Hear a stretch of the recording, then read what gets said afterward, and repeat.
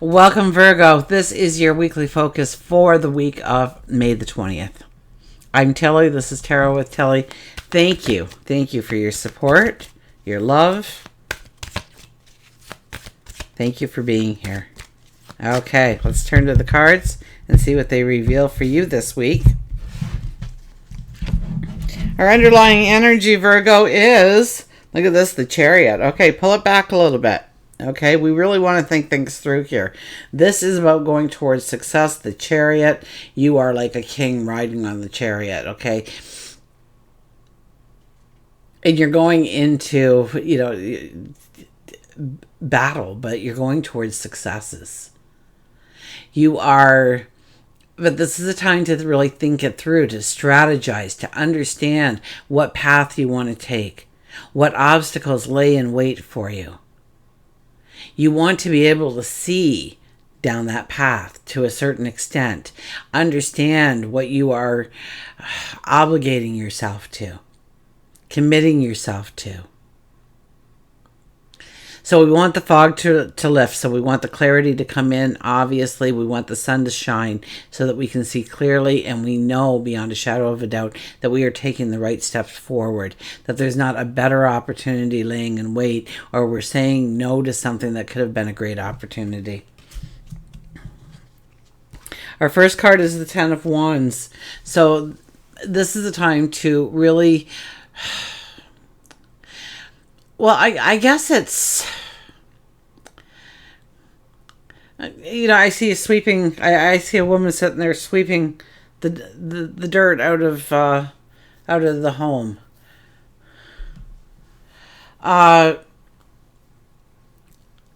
So what doesn't belong? What clouds the issues? What doesn't support you? What burdens you? What kind of obligations and responsibilities are you adhering to now? How can you diffuse some of that in your life? How can you give some of that to somebody else so that you can turn or attune to the things that you really want to do? We started with the Chariot, so I'm seeing a great love coming in your life, or a great opportunity for work, career, prosperity, abundance coming into your life when we start with that card. But there's something that's really holding you back, and it doesn't matter for your path forward. If you stop and you think about it, you will understand exactly what it is too. It just keeps dragging you and dragging you and dragging you, even though you want to run for it. You can't. You simply can't. I mean, look at your step here. It is so hard to take each and every step right now, and you're not going to be able to, ride into victory, feeling that kind of energy, so we have to release it. We have to understand what truly has value and what we want to take with us and what needs to stay in our rearview mirror here. We have the Lovers, so it could be a great love, right? Definitely a great love. This is about our passions, our dreams, our desires, embracing them, falling in love with them, anticipating them. So allow yourself the dreamscape of your tomorrow. Grow those dreams with a vengeance, I hear. Grow those dreams with a vengeance. Now, it could be a relationship. We could be deepening a relationship. We could meet that true love of ours. That person's going to walk to the end of our path with us. This could be a joining of partnerships for business, for creating prosperity and abundance in your life. Let's see what else we have here. We have the King of Cups. Yeah, a solid foundation. Solid foundation is very important. So as we are figuring out what is needed, what has value, what does not belong anymore, we kind of get this sense of having a little bit more structure in our life, a little bit more, we're almost building up. I hear safety and security on the one hand, but I hear comfort and joy on the other. So I think you get both energies coming in. The more grounded and the more centered you are in what you're doing, in the path that you are taking, I almost get this daily demeanor about you, that you just feel more in control, more centered, more confident, willing to take a risk on yourself because you know you're deserving. I'm kind of getting this kind of energy coming through here. So, but it starts with that knowing that you've got your bases covered. We have the King of Wands. A King of Wands is very enthusiastic. He doesn't usually rest on tradition, the tried and true. He's more of an innovative spirit. He rarely shows up fully prepared, and he dives into things quite quickly, but it's almost like he's protected from the risks he takes. Even if he takes a risk that was out of bounds, it's not going to hurt him all that much. He can recuperate, recover, and probably surpass once he gets his bearings again. And then we have the High Priestess. Almost everybody's gotten the High Priestess. I mean, we know just from the weekend focus that I did that there is magic all around us for the very beginning of this week. It followed us into this week. So we know that there is magic around us. Absolutely tap into that magic. But more importantly, sit in quiet, solitude, contemplation. And imagine, tap into, discover the magic that lays within you. Your talents, your abilities, your unique self, your creativity, your self-expression. Okay, get excited about who you are and what you can do in order to push yourself forward into the realms of possibilities beyond belief. As we start this week, we see that if we want to go forward in certain ways in our life, we do have to leave behind some of the things that we love, some of the things we've grown to love, some of the things that we like in our lives, some of the things, and it could be short term, okay? We are very much a society that it is immediate gratification that we want, but that's not always the wisest path. In fact, it's usually not the wisest path most times. So it's about, do I give up going to the coffee shop every morning and just getting a thermos and making my coffee each day for the next month, because I'll probably put $100 back in my pocket, very minimum.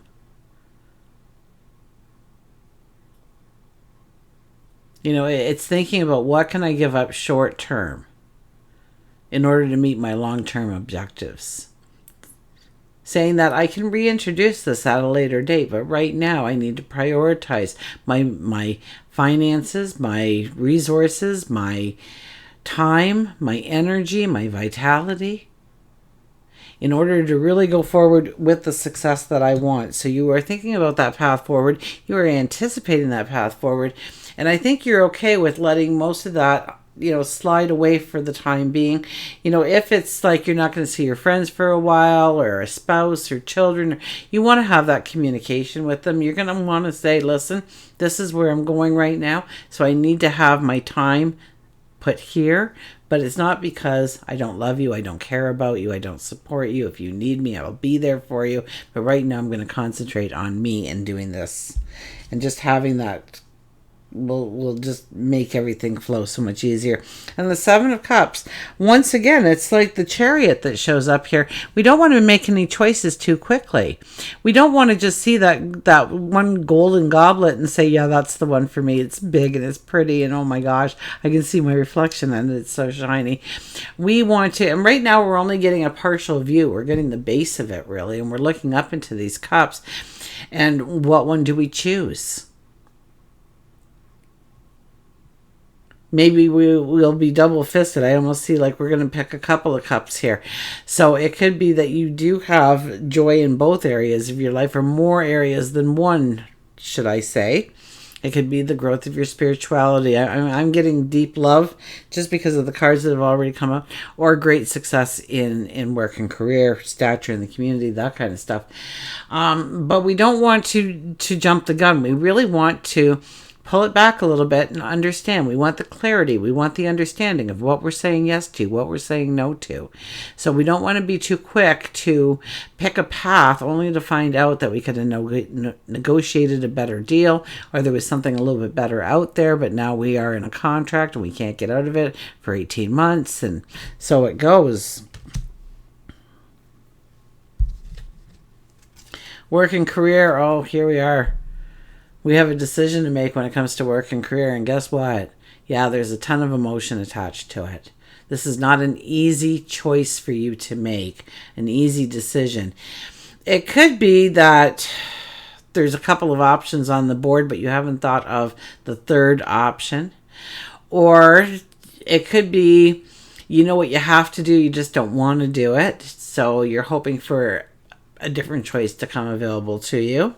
Or it could be a very unpopular decision to make because people are going to give you pushback because of your decision, but it's your decision to make, yours alone to make, and that's very important. You're not going to get the proper information or guidance in order to make this decision from your exterior world. The answer lays within. So once again, it's about going within, asking yourself the questions, and then sitting and waiting for the response. Maybe it's a gut feeling. Maybe it's your intuition takes over. Maybe it's your thoughts start to take over and have a conversation with you. Seemingly a conversation with yourself, right? That could have, and there's a passion attached to that card, but also I feel there's a courage attached. So you might be stepping out of the norm for what you want to do going forward. It might be something that you've never done before, or you have very little preparation in the path. You're very raw, so to speak, in the amount of time that you've been able to put in that particular realm, but you feel that you'll be successful. You want to learn, you want to grow, you want to step into it, and you see the long term as being far more beneficial than the short term right now. But then there's, we have free will. Do we just stay here and do what we do and maybe add this in just a little bit at a time? And I really can't tell you what to do on this one because it's really your decision and it's not going to come from me or anyone else. But I would definitely tell you to follow your gut, follow your heart, follow your intuition. Regardless if you're pushing against the grain or not, okay? Or going against the grain or not, okay? Swimming against the current, that might have to be in order for you to really go after the true success that you know is laying out there for you in wait. Love and relationships, the Seven of Wands. This is where, you may be drawing lines here. You may be saying this isn't working or that isn't working, or we need to fix this in some way. We need to find a new plan. We need to draw a line in the sand perhaps. And, maybe we saw a couple of red flags when we were in the dating phase and we didn't say anything. And now, oh my gosh, you're going to explode if they do it again kind of thing.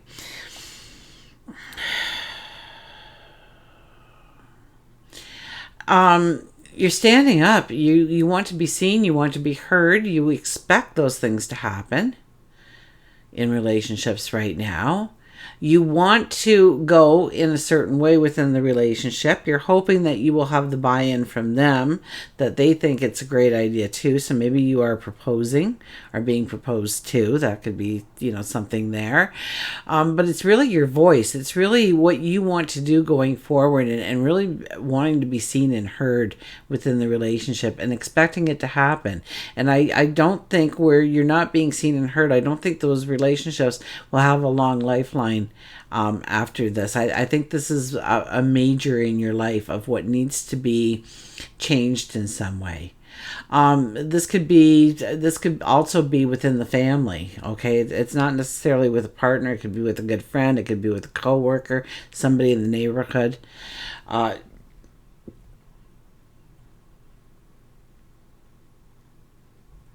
But you're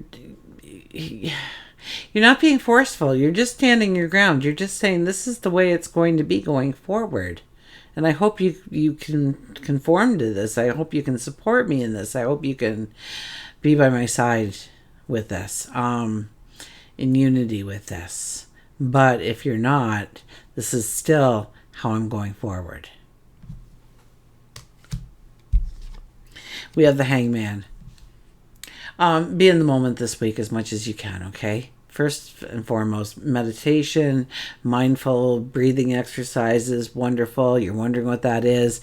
Just breathe in for the count of 4.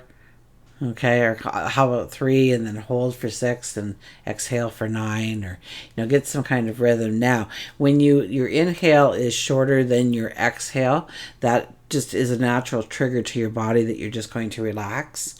And just follow your breath. That's all you need to do. And yeah, within 30 seconds, you'll start thinking of the shopping list or the to-do list or what needs to be done or that conversation you had this morning or the drive-in, whatever it might be for you.